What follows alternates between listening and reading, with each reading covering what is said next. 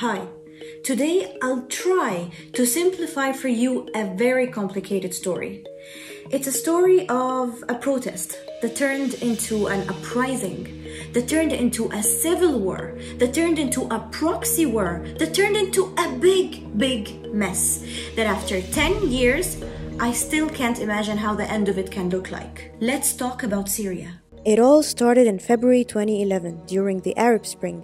By that time, Egypt and Tunisia had already overthrown their leaders. One 7th grade student in Daraa, Syria, together with his friends, wrote on the wall of their school, "Your turn, doctor," referring to President Bashar al-Assad. That's it. That's literally how it all started. Those kids were detained at 4 a.m. without a trial or any communication about what's going to happen to them.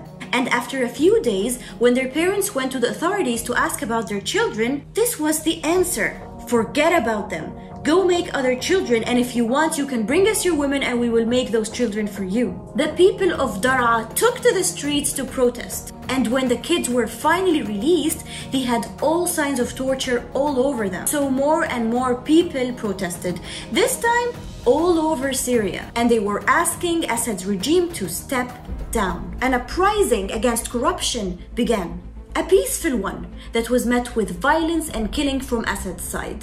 And then at some point, the protesters started shooting back. And they were joined by people who defected from the army, calling themselves the Free Syrian Army. Now it's a civil war that very quickly escalated into a proxy war. We have Assad's side that's backed up by Russia and Iran, and we have the opposition side that's mainly backed up by Turkey, USA, and Saudi Arabia. And more players joined the battlefield. Iran-powered Hezbollah, the Kurds who'd always sought autonomy, Al-Nusra Front, which was created by Al-Qaeda, and ISIS. The Kurds fought against ISIS. Turkey attacked and placed troops at the north to push the Kurds away from its borders. Assad's regime and its allies destroyed entire neighborhoods in Syria, and the opposition received training from the USA and money and weapons from Saudi Arabia and Turkey. Too many players, too many agendas, too much fighting and killing. And the biggest price, as usual, was paid by innocent civilians. More than 350,000 people were killed.